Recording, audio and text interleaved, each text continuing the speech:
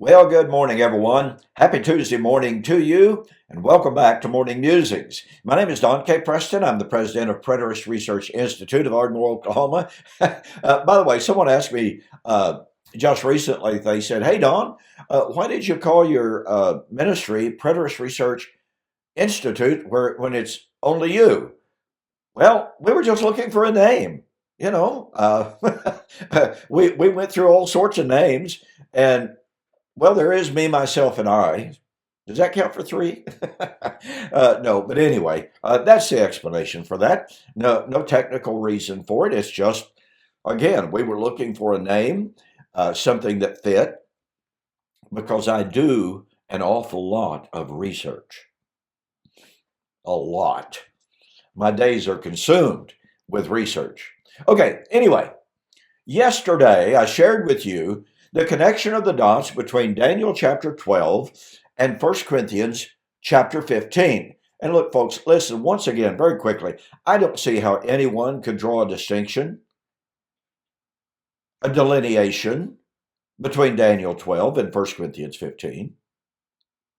Daniel chapter 12 is about the resurrection to eternal life, the time of the end, entrance into the kingdom, the righteous shining forth in the kingdom.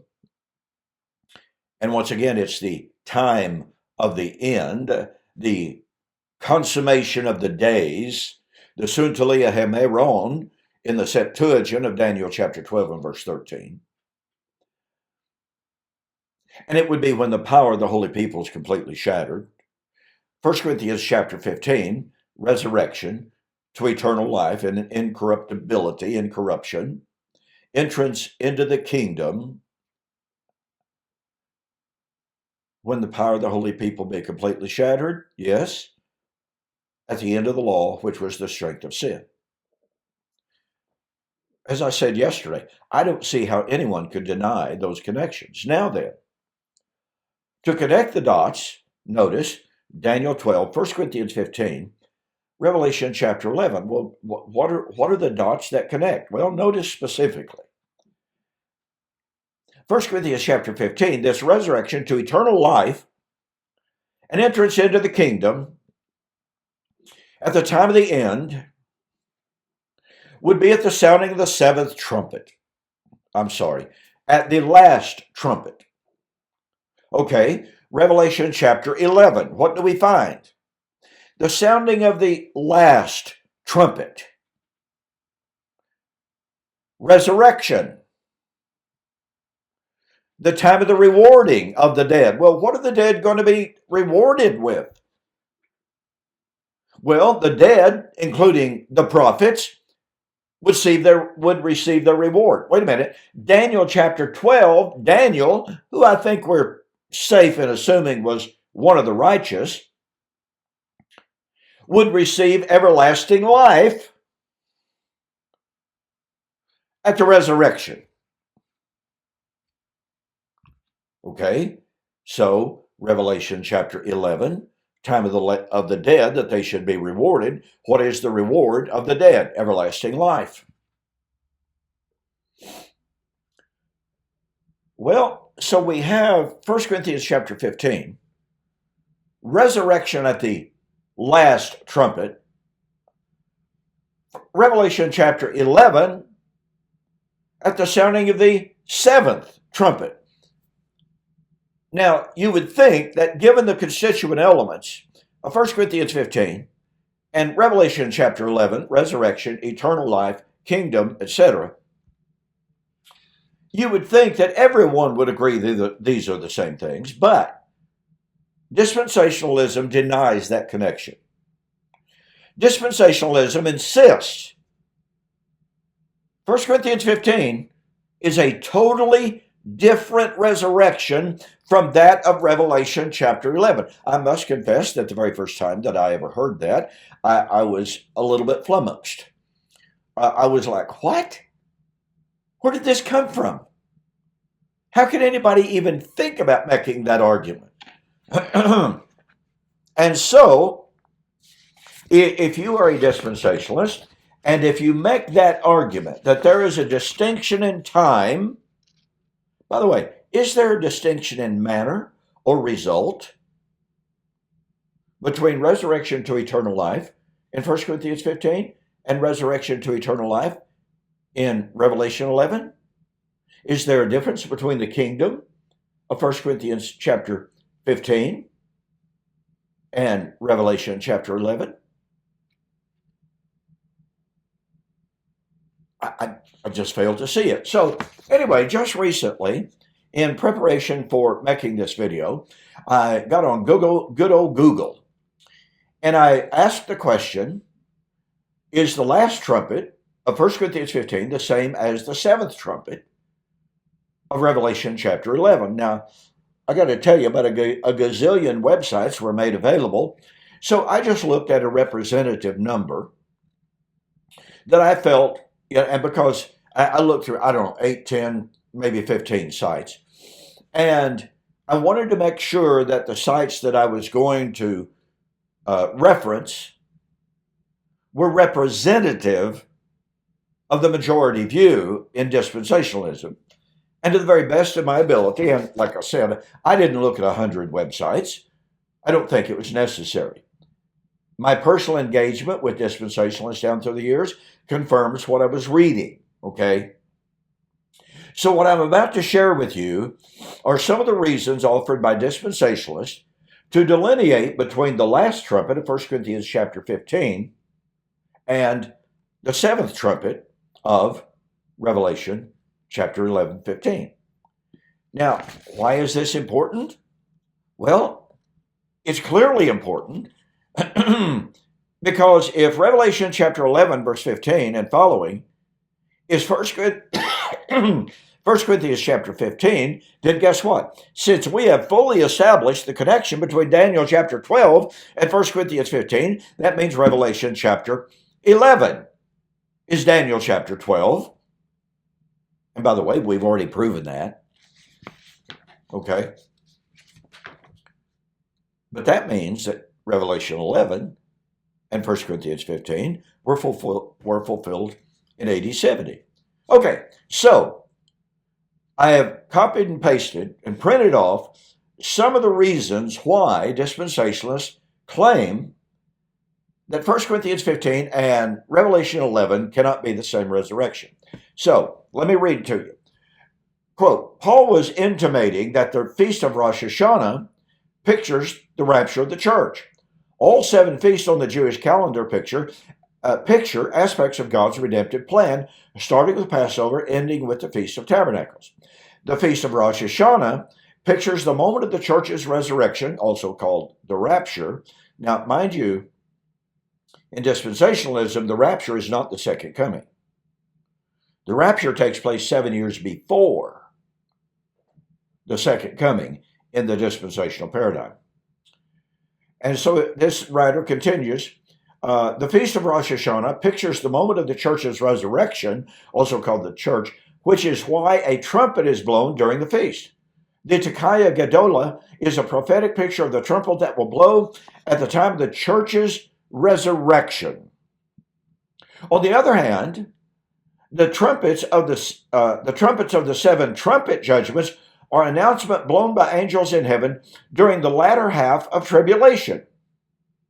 Now, let me say right here, ladies and gentlemen, this distinction, all within itself, implies that the argument is being made that 1 Corinthians 15 and the resurrection there cannot in any way whatsoever be linked with tribulation. Well, that alone is specious.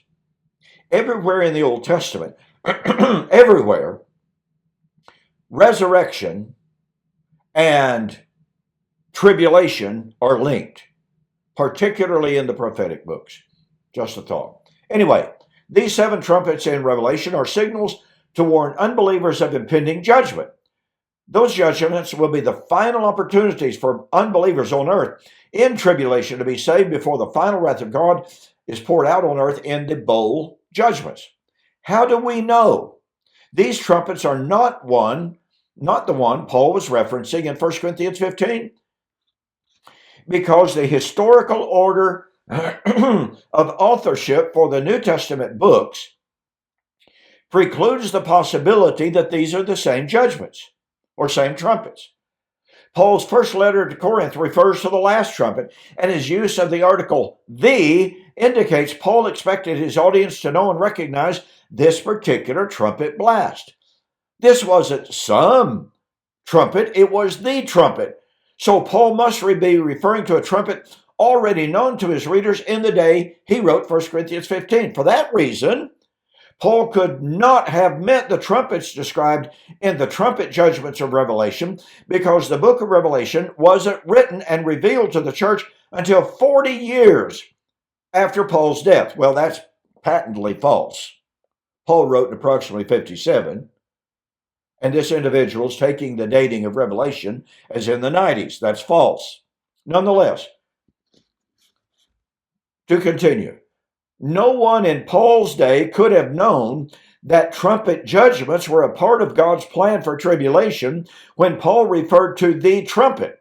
So Paul was clearly speaking about some other trumpet. On the other hand, the final trumpet, blast of Rosh Hashanah, was very well known to Paul and his readers. Ladies and gentlemen,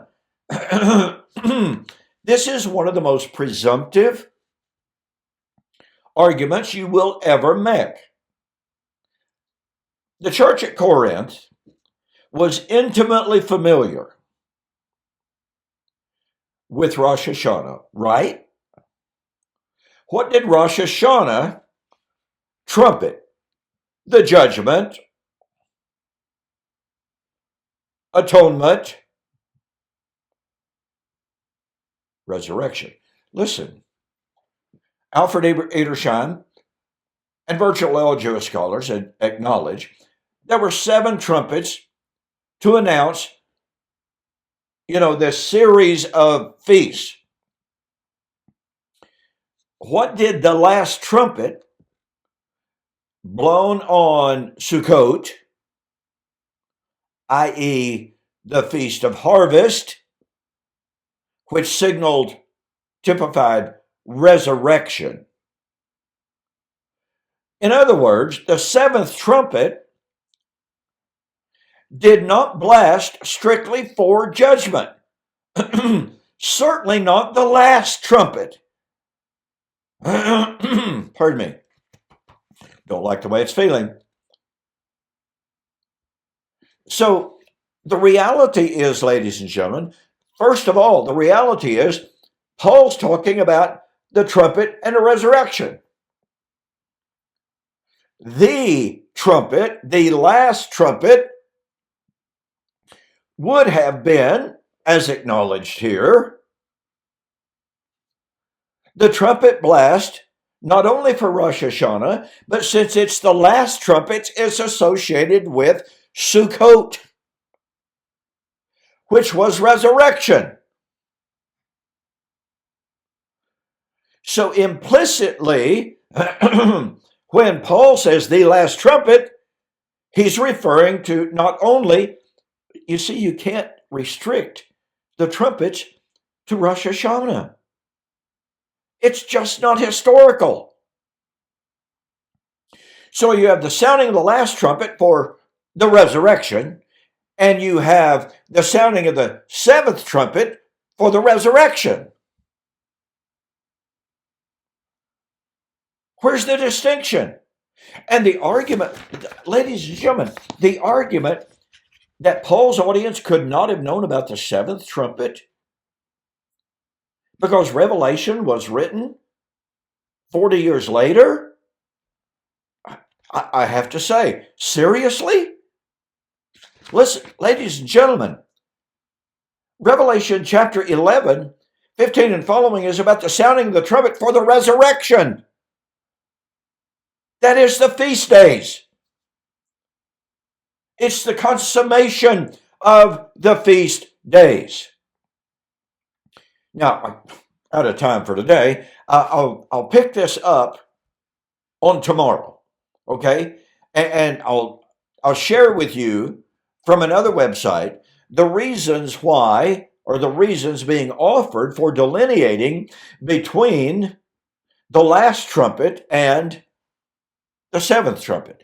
But let me reiterate again, ladies and gentlemen, you cannot argue, okay, you cannot argue that there is a sharp distinction between the last trumpet, which is resurrection, and the seventh trumpet, which was sounded to do what? To announce, oh, the time of the dead, that they should be judged. Resurrection. This is a totally false, specious, and untenable distinction. But I'm out of time. I'll see you on the flip side.